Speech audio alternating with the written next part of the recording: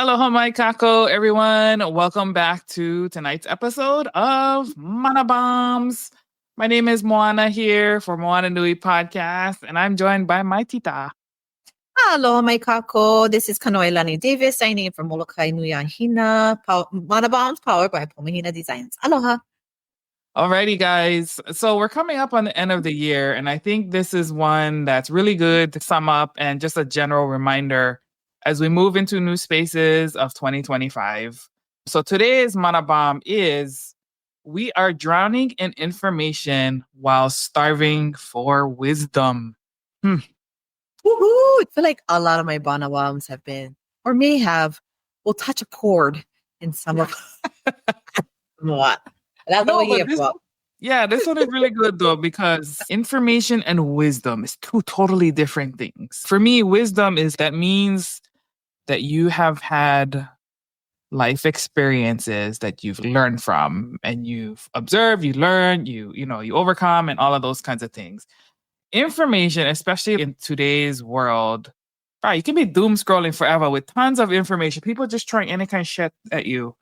But the downside of social media and technology and all of that is that it's good in one way. It gives people a voice. But on the other side, it gives people a voice, and some people really shouldn't be talking. Because you can get lost. Like there's this misinformation, disinformation, like not everybody has good things to say. So I just wanted to kind of throw that out there for consideration before we like dive deep into that. So one thing I will share is everything that I share, I've either gone through and overcome, not going through and trying to figure it out. Because sometimes we shouldn't.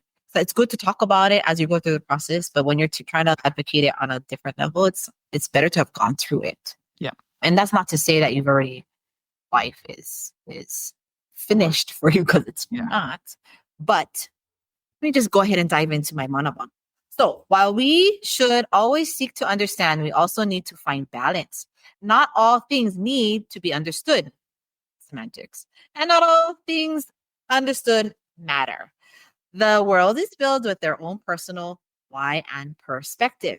Again, what I'm sharing here is my perspective. It don't have to be your perspective, but it is based off of my own experiences, what I've witnessed in myself first. Making it make sense to then convince yourself of the why may have you spinning in the endless whirlpool, and before you know it, life experience and true wisdom has passed you by. Oh, did I not just talk about that in our last Mana Bomb before we closed out? The spilled milk metaphor. On the other hand, academia has really messed with people's heads, thinking their studies, research is the know-all, tell-all. It gave them authority over others, where in some cases that could potentially be correct to an extent. In many, what's in the head is not more powerful than what has been in the experience, on top of the ever-changing information, answers, and whys of discovery. I'll explain a little bit more about that in a sec. I say this because of the colonizing of our minds that becomes more contagious and infectious, leaving cultures and people either misinformed to be later suppressed mentally and emotionally, whereas the simple listenings to one's experience in the form of story and life lessons are just, if not more valuable. The wisdom versus the educated. We seek to be the free minds of our kupuna, the wisdom of life's lessons through their own personal experiences. That might have been a lot in one gulp, but let me break it down a little bit. The academia piece is important because what I've realized is those who are in these very Western professional models, right? Yes. Hey, if you were a doctor and you went 20 years to go get your PhD and then go and be able to have surgery, that you not only had to study it, I'm pretty darn sure you had to go practice it before you became it. So that's a little different from the researcher who decides that they're going to go into research all these things. I'm going to speak specifically around our Native Hawaiian culture because I see this a lot in our communities. It's so ugly. And it's like the researcher will go in, and that could be a professional researcher or just a general person who has a passion for something.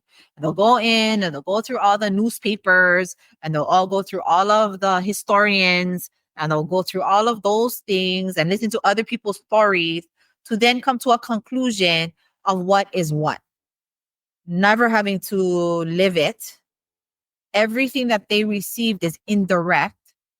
But if they're in academia, they have the authority and the privilege, actually, to be able to say this is this and that is that. And in a lot of cases, and beautifully in a lot of cases, a lot of the Kanaka who can understand the difference between the two will first then practice what they research to see if what they're researching makes sense or if it's real. And those you can appreciate. Yeah, you have those who actually do the work. They'll find the information, see if that's right by doing and tinkering with it through their own practice, their own failures and successes, and then be able to share that. And that takes time. That's not, I'm going to read the story today, next weekend I'm going to try do them, and then I have you to answer. No, that's a lifelong thing. And then you have the ones who are just indirect. And then I share this, obviously projecting. I share this because, a lot of the things I know happen to be genealogical. So it's something that's hereditary, that's within my family. It's not in books. It's not out there. There's information that's literally, which I didn't know until I got older, that it just stayed within our family. And so when I bring up these topics with particular practitioners of the same practice, I remember just being ridiculed and being like, that's not real, that's not true. And I then would question my own entire life, my entire being. And when my grandfather was alive, I even questioned him. And he looked at me with a lot of patience and a lot of grace. And he was like, do you believe them? And I looked at him like, obviously. I mean, I wasn't going to tell him that, but I was like, is it real, Grandpa? Everything you're teaching me, is it real? Did you learn this indirectly in teaching me? And I lucky enough again backhand at that point, and because he was already in his wisdom time, he just was like, "You're gonna learn your own lesson." And he goes, "You have to figure out what is real." I didn't do all, he didn't say this in all these words. This is what came up in my head as I thought in life, and it took me about 1.5 years, almost 2 years, to really believe that everything he taught me was real. 2.5 years or 1.5 years. So it's a lot. So it's not a switch. I don't feel like if it's a switch for you, check yourself. You be switching up and down all day long, every day, and that's why you're confused. So give yourself time. That's why Po'omanawa is important. And that's what he was teaching me. And he, in the questioning of who I was and what I was taught for all those months and over 1 year, almost 2 years, I learned, oh no, why did I even question it? It should have never been questioned. Because ironically, again, I love that word, irony. All those people who said, you're not this, you're not that, you're not this. Ooh, funny how they're using the same terminology, the same practices. And why? Because I stuck to my ground and I carried on the kuleana of my kupuna, the kuleana that was given to me with aloha. And I didn't ask for it. Don't think it's a burden, but they needed to test me to see if I was strong enough to withstand all storms, all chaos, without moving and budging. And they needed to see that in me, even from the most elite, quote unquote, elitists of our society in the realm of our Kanaka. And in my observations, was able to see a lot. And I still have aloha for a lot of people. It doesn't bother me here or there. Those projections are gone. But I needed to share that because I wanted those who perhaps are in the same shoes I'm in, which I'm finding is a very rare space. Usually the ones who are in my shoes are older than me. So I was very fortunate, but they did question a lot of their life and I watched them question it, And so one of those things is wisdom and is gained, it's not even when you don't even expect it. Whereas a lot of this other stuff we're chasing, we're looking, we're searching. And so when we are biased in the things that we look for and perhaps only have certain perspectives because we haven't lived our life, Those are the things that define us. That's why they tell you, know who your author is. Know their background. Know who your researcher is. Know their background. Because they're defining things based off of only what they know. They cannot know what they don't. So how they look at the world is only based on their own personal experiences. And if they haven't had enough, then it's not broad enough to even be fact. That was that.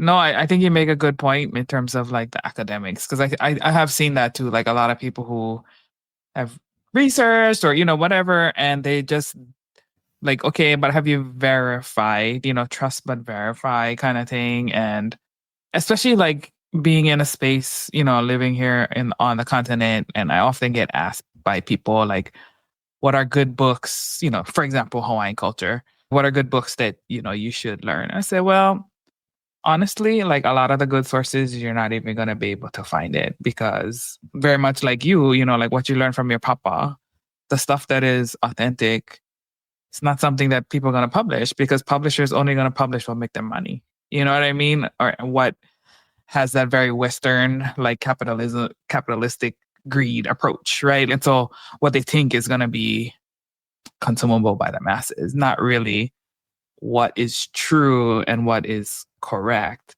And so I often say too, be careful of the author, like know who they are, what is their how in terms of the topic, who was their teachers, where did they learn it from? Are they just projecting things that they think they've learned, or have they lived and immersed into the topic that they're talking about? And I've often, because I also operate in these other spaces where I'm kind of viewed as like a cultural consultant, I hear a lot of ideas and things that they want to do, and I'm just like, that's not how we would do it. Though. Oh, what about this? It's not our worldview. Here is what we would. And they're like, oh, I wouldn't even think about that. I'm like, yeah, because you don't, you have to be immersed into a topic, whether it's Hawaiian culture, pick a topic, like you really have to have that experience in order to speak authoritatively about that. So yeah, I know I had a point, but I kind of was going off on a tangent a little bit. Small kind, sorry. Yeah. Yeah, no, there is a good side though. I will share with this. Remember, experience is what creates the wisdom and the intelligence that we need. Mm-hmm. If we keep saying things, this is the irony again. That famous word is. So this is how I would advise my daughters: just go read. Yeah, know who your author is. It doesn't mean don't read what they said. Right. It just helps you understand what you're reading. Mm-hmm. And go read all the books. And I cannot define who is the best person to talk about whatever subject, because I'm not that person. And honestly, it's like one of those things too, is it's none of your business. Don't be maha'oi. If it's not in my realm, I'm not gonna go look for it. If it is in my realm, I'll take glances at it. And then, but I would push people to read books and read and research. And so I'm not saying don't read them. I'm saying be aware of what reading. Yeah. Mm-hmm. And don't take everything as the Bible. Yes. Really just to good, about that. But then when I say don't take everything as a Bible, don't also go preach it. Right. Don't preach it, because you can look like a fool, one, or you could be super off, and now you're perpetuating lies for the comfort of your ego. And so sometimes it's good to say no. So like in my spaces, when I get asked to do these quote unquote cultural consultant or whatever things, I actually talk to my kupuna first. And I'm like, actually go ask uncle this and go ask auntie this first before you come to me. And a lot of the times they'll just be like, no, tell Kanoi do it. That's when I'll do it. But for the most part, I'll always go to the cooking first. Because who am I? It's very humbling. Yeah, it's very humbling. And, because when we drown ourselves with information, too much information, thinking we know it all, it is drowning. You again, the semantics. You're so focused on the why and the what and this information. I gotta know this. I gotta know that. Life is like this. You miss when Kupuna said, "Oh, come, baby, we go learn how to weave." Oh no, I gotta go look at this. I gotta go read this. I gotta go do this. Da da da da da. Oh, baby, come. We're gonna go up the mountain. Go do this. We're gonna clean the stones. No, I gotta do this. Funny how we gonna put effort in reading the book and studying it. But when given the opportunity, go clean one spot, go learn how to go clean and gather lao, you turn those down. We are so used to having an indirect way of experiences Mm-hmm. that's why people don't know who they are. And I watch people, I listen. They'll watch a movie, they'll read a book, they'll listen to their friends' stories. And it's funny because they tell the stories as if it was theirs. They live the life like it was their life. And I'm like, that never even happened to you. Well, I catch them. That's why people know they be around me. I'll call you out because I'm like, you wasn't even there. You know what I mean? Wait, didn't that come from this story? It's very indirect, but we live in this very made up world. No more reality anymore. So you talk about AI. AI is creating that even worse for us. But at the end of the day, you don't do your own work. Somebody else is doing it for you. And while they're doing it for you, they're also manipulating to control you. Yeah. I kind of figure that out. Yeah. Yeah. Definitely. Yeah. So, I mean, if we already drowning in information, and to your point on AI, that's to me, that's the thing that worries me. I'm like, oh my God. But I'm kind of to the point, back to the observing piece. Like I can tell when I read something, I'm like, that was AI right there. Especially if you like super lazy and you never even, do any edits. I'm just like, oh, that was entirely AI. We're starting to recognize that more and more often because there's like certain words and verbiage that AI uses because they can only have so much, Yeah. And I mean, I use AI here and there, and I'm not gonna lie about that. But for the most, especially if I can't gather my thoughts, but for the most part, I don't. And it's really trying to get understanding of an AI. So the only way, like, read the books, but be aware. Mm-hmm. And that's where I'm at. This is a new world for me. So I'm like, go and play with the AI. So I understand. And I'm the kind of person too that's why probably I have a lot more experiences than people actually know about because I don't say no, I just go. Mm-hmm. And because if I go, even if I don't go or it's not my space to go, I go. So I learn.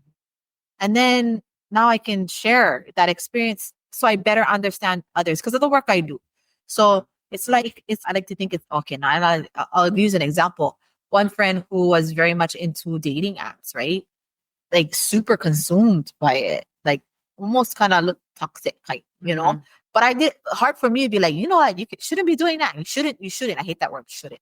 Like you shouldn't do this. You shouldn't do that. How am I gonna say something when I don't even know anything about it? So what did I do? I jumped on with her. And I went in and I went to go be a part of that world with her. Not the dating part and not like that kind of action, but like in the apps and stuff, because there was other things. I thought it was just like my naughty brain was thinking it was one thing, but it was really this innocent side of this other thing. And so going in, I stayed in for a few months and then realized, yeah, this definitely is not for me. But then I also could better understand her. Yeah. Her needs and what she is seeing and that helped me better kind of be aware because I knew there's going to be a point, where there's either, but so but she could handle her own. But at the end of the day, I think that was a good example of let it be a direct experience and not an indirect experience. And even my Pulau Hala small businesses on Molokai who are now all thriving, who came through here, majority of them listened to quote unquote what they said was their trusted resources who would tell them, no, you shouldn't do Mary Monarch. No, you shouldn't go off island. No, you shouldn't do this. You shouldn't that. And I would say things like, have they ever owned a business? No. Have they ever gone to Mary Monarch and sold? No. So why again you listening to them as if they know? Oh, because they're your trusted source. I think you better reevaluate your trusted sources because they're probably manipulating you with their own personal fears. And then boom, you see people, once they figured that out and what I had shared with them, their whole life changed. Yeah. Yeah, it's amazing when you start to observe. No, yeah, for sure. I mean, and it's not like you got to stop listening to them at all, but just don't listen to them for business stuff because people who have not operated a business cannot even begin to imagine what it's like to operate a business. But I see this happening a lot though. Like people listen to folks who have no expertise within the, business. And like you said, like it really is their own insecurities. I'm sorry, insecurities. And as well, I don't know. I see it a lot with people, and I'm like, no, but you should like listen to the people who have done it. They can talk to you about some of the challenges, like kind of things to expect, help you go in with eyes open. They're not going to solve all your problems because every business is different, but they can kind of help you understand the things that you should be ready to anticipate and need to decide for yourself as you're kind of jumping into the pool.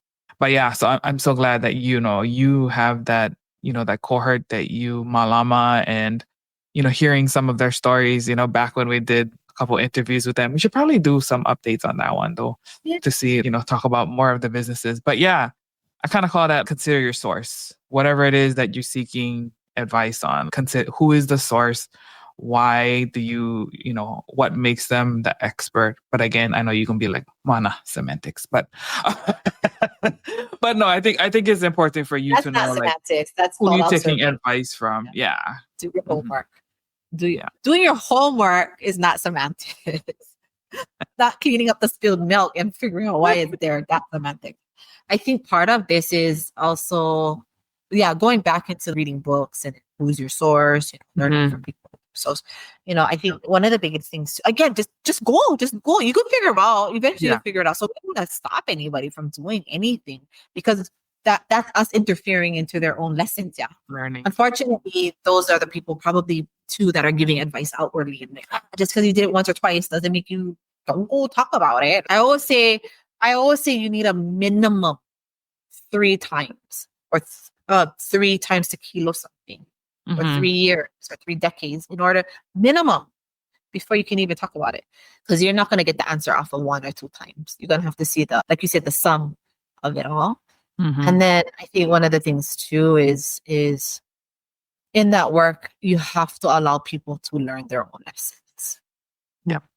You can only provide tools, and learn their own lessons. And like I was telling you earlier, it's hard because I don't like the word should, because it comes from a very potential space. Like you should do this and you should do that. And it's like, no, give people choices. Yeah. It's kind of maka in a way, And I got to catch myself when I do that. Well, you should be doing it. Okay, wait, should they? How can I reword that? Don't just, I think I hear that a lot, and I'm not from you, just in general. And I think, oh, you should go to the store today, or you should do this, and you should go buy this $3,000 machine. It's like that person better back you up when you know more money, and you could have right because they said you should. It shouldn't be like that, and I think it's about giving tools. I use this one, maybe perhaps this could be something that you want to try, or, there's this option. So giving people options and giving them their choices is more important than to take it on, because I think people, one, feel obligated, and two, if they think you're a trusted person and you are a trusted person, are you being honest with them, or are you the manipulator? What role do you play in their success and their demise? And if it's hopefully giving them the tools so they can figure it out, that's probably better and more important, even if they fail. There was a lesson learned. I mean, there's always going to be a lesson learned, no matter what. It's a short lesson or a long lesson. So many lessons. Yeah, but hopefully that helps you folks out there, and for the ones who are seeking information, know what you want, be specific about what you're trying to look for, and at the end of the day, don't know why you're looking for it, but know your why. And there's a difference, because if it doesn't align with your why, then let it go. No waste of time. No freaking waste of time. No waste your time and their time. Like it doesn't, you don't have to. And a lot of it's ego. So you gotta drop your ego, gotta be humble about these things, because I think we receive a lot more when we become humble, for sure, because we that means we get to be open and we get to be filled, and if we fail, we're okay. It doesn't impact us as hard, but we learn. faster than the average bear. So yeah, we're all gonna have to learn it.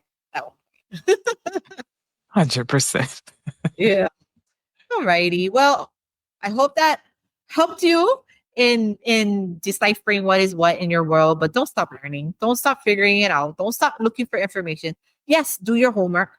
Mhm. And I think what it comes down to is let your actions speak louder than your words. And people will then see you differently versus leaning and depending on you to get them out of those spaces. Mhm. Yeah.